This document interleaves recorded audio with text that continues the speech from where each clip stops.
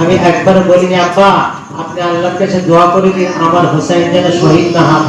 আমি বলেছিলাম যে যেভাবে আপনি আপনার রক্তে রাঙা লাল পোশাক আপনি তুলে ধরে আল্লাহর কাছে বলবেন আল্লাহ আমার এই লাল রক্তে রাঙা পোশাকের ওসিলায় আমার উম্মতকে ক্ষমা করে দাও, সেদিন আমি এই হোসাইনের মাথাটা তুলে ধরে বলবো যে আমিও নবীর বেটি ফাতেমা, আমি সেদিন জানা সত্ত্বেও আমি আমার এই হোসাইনের কোরবানিকে আমি বুকে শক্ত হয়ে মেনে নিয়েছি। আমার এই হোসাইনের কোরবানির বরকতে, হোসাইনের শহীদ হওয়ার বরকতে, হোসাইনের এই মাথার বরকতে আমার আব্বার উম্মতকে ক্ষমা করে দেওয়া করে সুবহানাল্লাহ। হোসাইনও মাথা দিলেন আমাদের জন্য, হোসাইন মাথা দিলেন কার জন্য? আমাদের জন্য। হাসানও শহীদ হলেন আমাদের জন্য। তাই আল্লাহর নবী এই হাসান হোসেনকে এত ভালোবাসতেন, একবার কি আল্লাহকে বলতে পারতেন না আল্লাহ আমার নবী তো বললেই কবুল হয়ে যেত, যেত না? আল্লাহ আপনি তো আমার হোসেনের জন্য শহীদ হওয়ার ফয়সালা করেছেন, হাসানের জন্য শহীদ হওয়ার ফয়সালা করেছেন, আয় আল্লাহ আমার বেটি ফাতেমার দুটো সন্তান এরা যেন শহীদ না হয়, এদেরকে আপনি রক্ষা করুন। আমার আল্লাহকে রক্ষা করতেন না? তো আমার নবী বললেন যে আমি নিজেকে বিলিয়ে দিয়েছি উম্মতের জন্য, আর আমার কলিজার টুকরা হাসান হোসেনকেও আমি বিলিয়ে দিলাম আমার উম্মতের জন্য, তারা উম্মতের জন্য শহীদ হবে এটাও আমি মেনে নিলাম। বলে সুবহানাল্লাহ। তাই নবী বলতেন আল্লাহুম্মা ইন্নী উহিব্বুহুমা, আয় আল্লাহ আমি তাদের দুজনকে ভালোবাসি। কাদের দুজনকে? আপনি ধরুন আপনার ছেলেকে ভালোবাসলেন, আপনি আল্লাহর কাছে বলবেন না আল্লাহ আমার সন্তানটা একমাত্র সন্তান, আমি আমার সন্তানটাকে খুব ভালোবাসি, আল্লাহ আমার সন্তানটাকে তুমি কোনো বিপদ দিও না আল্লাহ, আল্লাহ আমার সন্তানটাকে তুমি ভালো করে দাও। ধরুন কোনো অসুস্থ হলে বলবেন না আল্লাহকে আল্লাহ আমার একমাত্র সন্তান, আল্লাহ আল্লাহ তুমি ওকে তুলে নিও না আল্লাহ, আল্লাহ তুমি ওকে বিপদ দিও না, বলবেন কি বলবেন না? আমার নবীর নিজের কোনো ছেলে ছিল না, বাচ্চা অবস্থায় মরে গেছে, এই দুটো ছেলেকে নিজের ছেলের মতো ভালোবাসতেন, আর এই দুটো ছেলে শহীদ হবে তিনি আগে থেকেই জেনে গেলেন। তারপরেও তিনি আল্লাহকে বলছেন আল্লাহ আল্লাহুম্মা ইন্নী উহিব্বুহুমা, আয় আল্লাহ এই দুজনকে আমি ভালোবাসি, ফাউহিব্বুহুমা, আয় আল্লাহ আপনি এদেরকে ভালোবাসুন, আমি যে দুজনকে ভালোবাসি আপনিও তাদেরকে ভালোবাসুন। ফামান ইউহিব্বুহুমা, আর যারা এই দুজনকে ভালোবাসবে, যারা এই দুজনকে ভালোবাসবে আমি তাদেরকে ভালোবাসবো। বলে সুবহানাল্লাহ। সুবহানাল্লাহ। যারা কোন দুজনকে ভালোবাসবে? হাসান এবং হোসেনকে ভালোবাসবে। আচ্ছা তাহলে আমরা হাসান হোসেনকে ভালোবাসি কিনা আজকে প্রমাণ হবে। কালকে যারা বললেন আমরা হাসান হোসেনকে ভালোবাসি, তারা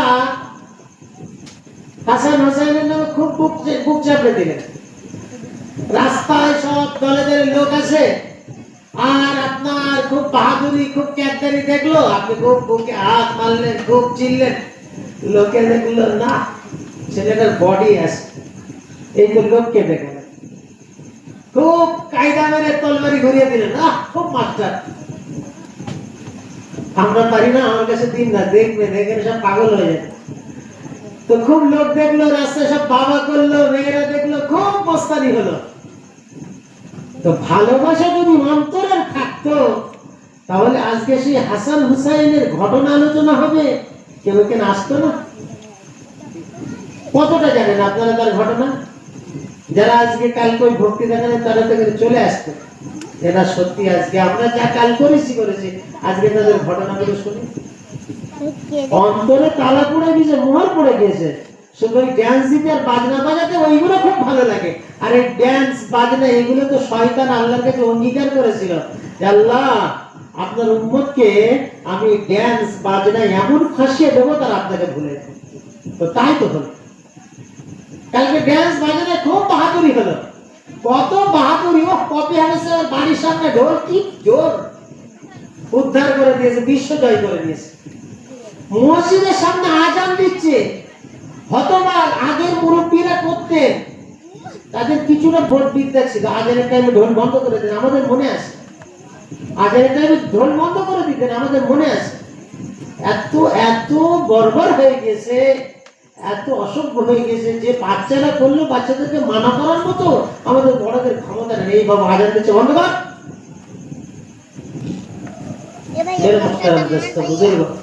তাই ইসলাম অসভ্যতার নাম নয়, ইসলাম সভ্যতা। আজান দিলে আপনি যদি দুনিয়ার কোনো কাজ করছেন, ভালো কাজ করছেন, আপনাকে চুপ করতে হয়। আজানের দোয়া দিতে হয়, দোয়া, আজানের উত্তর দিতে হয়, উত্তর দোয়া ওয়াজিব। ঠিক না ভুল? আমাদের মুরব্বীরা আজানের সময় কোরআন পড়লে কোরআন বন্ধ করে দিতেন। যদিও কোরআন পড়া চলে, তবু আজানের আদবে কেউ যদি বলেন ভুল বলছি, এই স্টেজে চলে আসুন। আমাদের আগের মুরব্বীরা, আমাদের মা বোনেরা, মা চাচিরা, আমাদের দাদি নানিরা যারা কালাম পাক পড়তেন, তারা আজান শুরু হলেই কালাম পাক পড়া বন্ধ করে দিতেন। আজান মনোযোগ দিয়ে শুনতে হয়। মেরে মুহতারাম দোস্ত বুজুর্গ, হোসাইনের ভক্তি দেখানো হচ্ছে আর ওদিকে আজানের সময় ঢোল বাজছে। গ্রামের মানুষ এখনো চুপ করে থাকবেন? একটু বলবেন না, এই বাবু তোরা এই আজানের সময় ঢোল বাজাবি না? এতটুকু আমাদের বলার ক্ষমতা হবে না? তাহলে কাল খোদার কাছে মুখ দেখাবো কি করে? আজ আমার এই গ্রামের কিছু ভাইরা, তারা তো আজ ওই কাজটাকে ঘৃণা করেছেন বলে তো আজকে এরকম একটা প্রোগ্রাম করেছেন। আল্লাহ এদেরকে হেদায়েত দিক। সকলে বলি আমিন। মেরে মুহতারাম দোস্ত বুজুর্গ, কিছু স্বার্থ সিদ্ধি মানুষের স্বার্থ পূরণ হওয়ার কারণে তারা এই কাজটাকে জোর দিয়ে ও কপি কারোর ভয় করে না। কিছু স্বার্থ সিদ্ধি মানুষ তাদের স্বার্থ পূরণ হওয়ার কারণে তারা এই কাজটা জোর দিয়ে করে। তারা ধর্ম সব মেনে পারে। ধর্ম যদি মানত তাহলে আগে তারা নামাজ পড়তো, আগে তারা এই দিনের মজলিসে আসতো, আগে তারা কোরআন পড়তো। বাচ্চাদেরকে এখনো কোরআন শেখানোর জোর দিতে পারলাম না, নামাজ পড়ানোর জন্য জোর দিতে পারলাম না। হ্যাঁ, এইসব বড় বড় তরবারি দিয়ে তাদেরকে মাঠে নামতে হোক হোসাইনের ভক্ত হোক না, মানলাম যদি ওটাকে ভক্তির কাজ মনে হয়, তাহলে হোসাইনের জীবনের শেষ সময়, একেবারে শেষ সময়, যেটা তার জীবন থেকে, দুনিয়া থেকে চলে গিয়েছেন, যেটা নামাজের হালাতে। কিসের হালাতে? নামাজের হালাতে। ঘটনা আপনাদেরকে একটু বিস্তারিত বলবো। নামাজের হালাতে দাঁড়িয়ে আছেন, ওই অবস্থায় শত্রুরা তার বুকে তীর ছুঁড়ে আঘাত করেছে। তাহলে হোসাইনের স্মৃতি, হোসাইনের ভক্তি দেখাচ্ছি। তাহলে আগে আমরা যেখানে যে অবস্থায় আছি না কেন, হোসেন যুদ্ধ ছেড়ে দুশমনরা হত্যা করবে বুঝতে পারছেন, তবুও নামাজ আগে, যুদ্ধ ছেড়ে আগে নামাজ পড়বে। তাহলে আমরা যারা নকল যুদ্ধ করছি, নকল লাঠি ঘোরাচ্ছি, তাহলে নামাজের টাইমটা যে আগে লাঠি ছেড়ে নামাজটা পড়লে তবেই তো বলতাম যে প্রকৃত হোসাইনের তারি ভক্তি এরা দেখাচ্ছে। ওই জায়গায় যদি বলা হয় তোর এই 10 মিনিটের জন্য একটু লাঠি খেলাটা বন্ধ করে নামাজটা পড়ে সারা খাইতে, সব কটা বলবে আমি মোটে বানিয়ে নিয়ে যেতে। আবার হোসাইনের ভক্ত সব কটা বলবে, বলে আমি মোটে বানিয়ে নিয়ে, আমার প্যানে মুখ লেগেছে, নামাজ হবে না। মেরা মাস্টারাম দোস্ত বলে, আমি তো ভয় করার লোক না, তুই তা আজকে না যে কত বছর ধরে বলে যাচ্ছে না, মুখে পানি না নিয়ে লাঠি খেলে বলে আমি হোসাইনের ভক্ত। আরে মানলাম যদি সেই যুদ্ধ, নকল যুদ্ধ করছি লাঠি ঘুরিয়ে, তাহলে হোসেন যুদ্ধ ছেড়ে যেত নামাজ পড়লে। আরে নামাজে দাঁড়িয়ে যখন, তখন শিমর আর সিনান বিন আনাস আন-নাখাই আর ওই ওবাইদুল্লাহ বিন জিয়াদ, এরা সব শত্রুর উপর খেলল। এরা বললো হোসেনকে যুদ্ধের ময়দানে মারা যাবে না। হোসেনকে কি করা যাবে না? যুদ্ধের ময়দানে মারা যাবে না। এই নামাজে দাঁড়িয়েছে, হাতে তরবারি নেই, এই অবস্থায় মারা। তাই সিনান এরকম তীর দিয়ে একদম বুক বরাবর তীর নিক্ষেপ করলো, বুকে তীরটা বিদ্ধ হয়ে গেল, আর বুকু থেকে ওঠার সময় বুকে তীর বিদ্ধ হয়ে আর এরকম উপর হয়ে পড়ে গেল। তারপরে তার গায়ে তীরের বর্ষণ হলো। তারপরে তখন তেনার নিঃশ্বাসটা যখন বার হয়ে গেল, দুশমনরা সেটা গর্দান কেটে গেল আর তার দেহগুলো চূর্ণ বিচূর্ণ, টুকরো টুকরো টুকরো করে দিল। তাহলে যে যুদ্ধের ময়দানে হযরত হোসাইনের সামনে শত্রু ভরা, হযরত হোসাইন নামাজের পাটিতে দাঁড়িয়ে হযরত হোসাইন নামাজ পড়তে পড়তে শহীদ হলেন। তা আমাদের উচিত ছিল তো, আমরা যদি মনে করি যে না লাঠি একটু খেলতে আমাদের দরকার, অনেকে অনেক রকম যুক্তি দেয়। আগে নামাজ তো পড়ে তো লাঠিটা হাতে দেওয়ার দরকার ছিল। আগে লাঠি নিয়ে আচ্ছা একটু নকল লাঠি গেলে খেলে দিলে আজ যেই আসরের নামাজ হলো, আজান হলো, সঙ্গে সঙ্গে সব ছেড়ে দে, যে যেখানেই থাকি না কেন নামাজটা পড়ে নিয়ে আর একটা টেরফুল সাথে নিয়ে গেলে তখনই ময়দানে নামাজ হয়ে যায়। সব তো বাড়ির থেকে বেরিয়েছে মুখে পানি না নিয়ে, আবার রাস্তায় লাঠি খেলতে খেলতে যে যেখানে সুযোগ পেয়েছে খানার দানে কাটিয়ে মুখেছে, তার তো কারণ নামাজ পোশাক। হযরত হোসেন কি এইরকম ছিলেন? আর আপনি এরকম করে হোসেনের ভক্তি দেখাচ্ছেন? ইসলামকে নিয়ে খেলা। মেরে মোহতারাম দোস্ত বুজুর্গ, এখন হয়তো গায়ের জোর আছে, ক্ষমতার জোর আছে, দাদাগিরির জোর আছে, ও খুব দাদাগিরি দেখবে, একটা সময় তো সব কাবু হয়ে যাবে না, সব বল কি হয়ে যাবে? নিষ্ফল হয়ে যাবে, সব ক্ষমতা শেষ হয়ে যাবে। তখন কি হবে? এত দুনিয়ার সিস্টেম চলে আসছে। তো হিটলার মরেছে, হিটলার কি বিচারেছে এত বড় শক্তিশালী একটা শাসক? মেরে মোহতারাম দোস্ত বুজুর্গ, তাহলে তখন কি হবে সেই চিন্তাটা করেছে? আমার আল্লাহ রাব্বুল জালাল তার নবীকে পাঠিয়েছেন, তার নবী এই হাসান হোসেনকে পাঠিয়েছেন আমাদের জন্য মডেল স্বরূপ, আদর্শ স্বরূপ। সেই মডেলকে, সে আদর্শটা কি ছিল সেটা আমাদেরকে মানতে হবে। তাহলে হযরত হোসেনের একটা আদর্শ বলি। হযরত হোসেন রাদিয়াল্লাহু তাআলা আনহু আল্লাহর নবীর আল্লাহর নবীর নাতি ছিলেন। আল্লাহর নবী যখন ইন্তেকাল করেন তখন তার বয়স ছিল 6 বছর। কত বছর ছিল? 6 বছর। এই 6 বছরে নানার কাছে এমন আদর্শ শিখেছিলেন, এই মাত্র 6 বছরে নানার কাছে এমন আদর্শ শিখেছিলেন। কেমন আদর্শ? আমার নবী সবাইকে ক্ষমা করে দিতেন, কাউকে সাজা দিতেন, অত্যাচারীদেরকে ক্ষমা করে দিতেন। হযরত হোসেন রাদিয়াল্লাহু তাআলা বড় হয়ে গিয়েছেন, তার বাড়ি একজন বাদী আছে। সেই বাদী হযরত হোসেন রাদিয়াল্লাহু তাআলা আনহুর ফজরের ওযুর জন্য পানি গরম করে দিয়েছেন। কিন্তু বাদীটা দেখিয়ালে পানিটা এত গরম করে এনেছে, সেই পানি হযরত হোসেন রাদিয়াল্লাহু তাআলা যেই মুখে দিয়েছেন, মুখে গরম পানি লেগে মুখ জ্বলে গেলে কেমন কষ্ট হয়? আচ্ছা আমাদের যদি কেউ এরকম করতো, বাদী মানে বাড়ির কাজে লোক করে, বাড়ির কাজে লোক এরকম ভুল করতো, সঙ্গে সঙ্গে মুখে ঠাস করে একটা চর দুটো একটা দিয়ে দিতাম কি দিয়ে দিতাম না? বা আরো একটু কঠোর মানুষ হলে ওই গরম পানিটা তার গায়ে ঢেলে দিত কি দিত? হযরত হোসেন রাদিয়াল্লাহু তাআলা আনহু মুখটা এরকম করে জ্বলছে গরমে, যাতে গরমটা যে জ্বলে গেছে জ্বালাটা কমে। বাদীটাকে কিছু বললেন না, তো বাদীটা বুঝতে পারলেন যে তার ভুল হয়েছে। বাদীটা তখন কোরআন শরীফের একটা আয়াত বলছে, ওয়াল কাযিমিনাল গায়যা, যে আল্লাহর প্রকৃত ঈমানদার নেক বান্দা তারা যারা রাগের সময় রাগকে দমন করতে পারে। যারা কারা? আল্লাহর নেক বান্দা তারা যারা রাগকে দমন করতে পারে। মুখ জ্বলে যাচ্ছে, কষ্ট হচ্ছে, কিন্তু কালাম পাকের আয়াত যে যারা রাগ দমন করতে পারবে তারা আল্লাহর নেক বান্দা।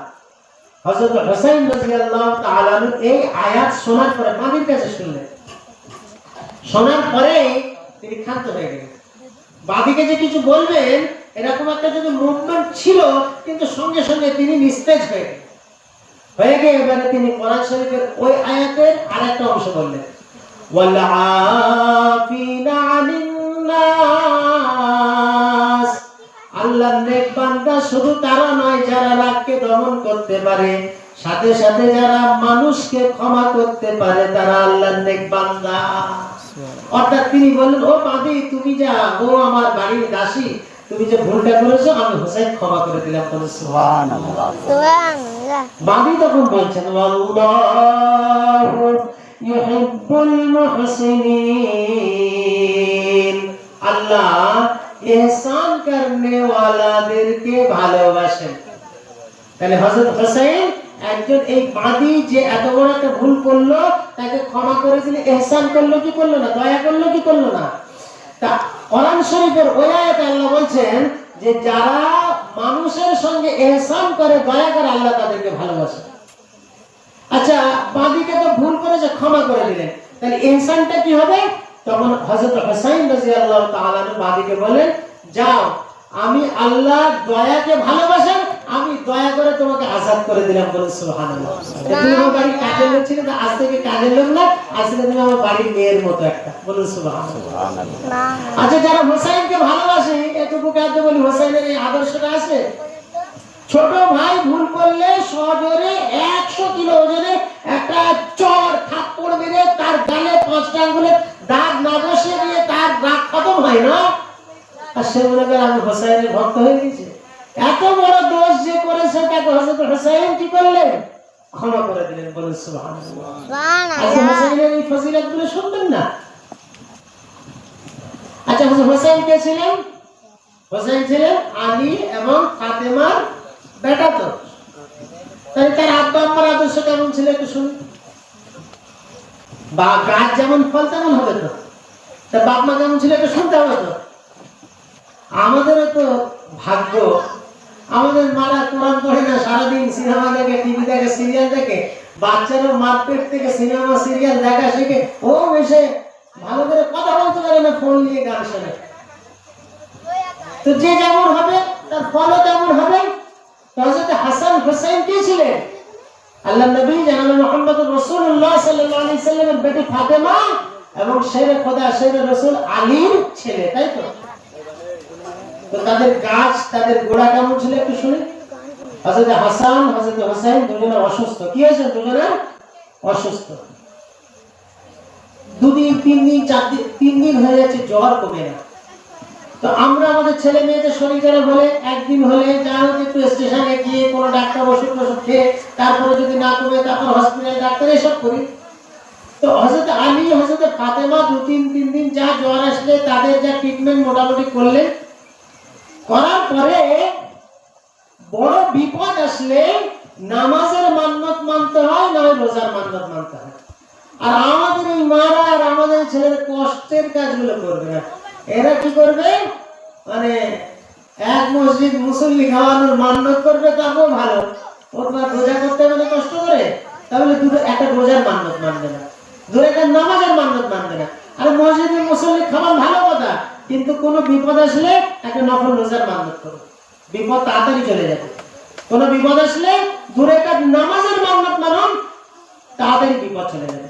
হযরত আলী এবং ফাতেমা বললেন যে হাসান হুসাইনের 3 দিন হয়ে গেল জ্বর ভালো হয় না, আস্তে আস্তে ওদের শরীরটা খারাপ হয়ে যাচ্ছে, আমরা আল্লাহর কাছে তিনটা করে রোজার মান্নত করি।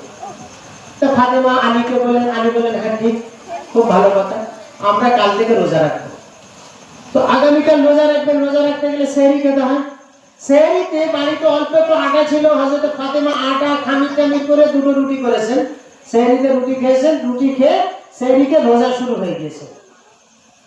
এবারে রোজা করতে করতে এবারে সারাদিন কি হবে, বাড়িতে খাবারের কিছু নাই। হযরত ফাতেমা, আমাদের বাড়িতে খাবার না থাকলে আমাদের বউরালে স্বামীরা এমন গালাগালি দেবে, সে বেচারা ধার ধর করে খাবার আনবে। ফাতেমা আলীকে গালাগালি কিচ্ছু দিলেন না, কিচ্ছু বললেন না। ফাতেমা নিজে পাশের বাড়ি চলে গেলেন, একটু আটা চাকরি পেশার কাজ করলেন, করে একটু পারিশ্রমিক আটা পেলেন, বাড়ি নিয়ে চলে আসলেন।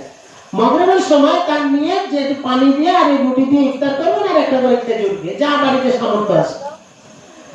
সারাদিন রোজা রাখার পরে ফাতেমা আলী দুজনে বসে আছেন, কি করবেন? ইফতারি করবেন। এমন অবস্থা, ইফতারের সময় হব 2-1 মিনিট বাকি, বাড়ির গেট দিয়ে আওয়াজ আসছে, ও নবীর বেটি ফাতেমা, ও নবীর জামাই আলী, আমি বড় ভিখারি, আমার 3 দিন পেটে খাবার নাই, আমার জন্য খাবার দাও। কোরআনের আয়াত হচ্ছে বাড়িতে ভিখারি আসলে তাকে ফিরিয়ে দিও না। তো হযরত আলী কি করলেন? ফাতেমার দিকে তাকালেন, সারাদিন রোজা রাখা, ফাতেমা আলীর দিকে তাকালেন, তাড়াতাড়ি রুটিটা নিয়ে ভিখারিকে দিয়ে দিলেন, আর নিজেরা দুজনে সারাদিন রোজা রেখে পানি দিয়ে ইফতারি করলেন। বলুন সুবহানাল্লাহ। পানি দিয়ে ইফতারি। আবার 3টে রোজা মান্নত করেছেন, পরের দিন রোজা রাখেন, বাড়ি আর কিছু নেই, ঘরে সেহরি, আবার পানি দিয়ে সেহরি করার পরে আবার পরের দিন ইফতারির জন্য পরের বাড়ি একটু আটা পিষে দিয়েছে, আবার একটু আটা এনেছেন, আবার রোজা রাখবেন, তো ইফতারি করবেন। ঠিক ইফতারির সময় আবার ওই একই কেস। কি কেস? যে আবার ওই সবাই চলে এসছে, কিসের জন্য? আবার ভিখারি চলে এসছে, বলছে ও নবীর বেটি ফাতেমা, ও নবীর জামাই আলী, আমি সারাদিন কিছু খেতে পাইনি, আমাকে কিছু খাবার দাও। দুজন মিলে ইফতারির যে রুটি আটা ছিল সব দিয়ে দিলেন। দ্বিতীয় দিন আবার শুধু পানি দ্বারা ইফতারি। 3 নম্বর দিন আবার কি হবে? আবার কোনো খাবার না, আবার পরের বাড়ি গিয়েছে, রোজা অবস্থায় সারাদিন কাজ করেছে, আবার ইফতারির সময় ইফতারি করতে বসবে।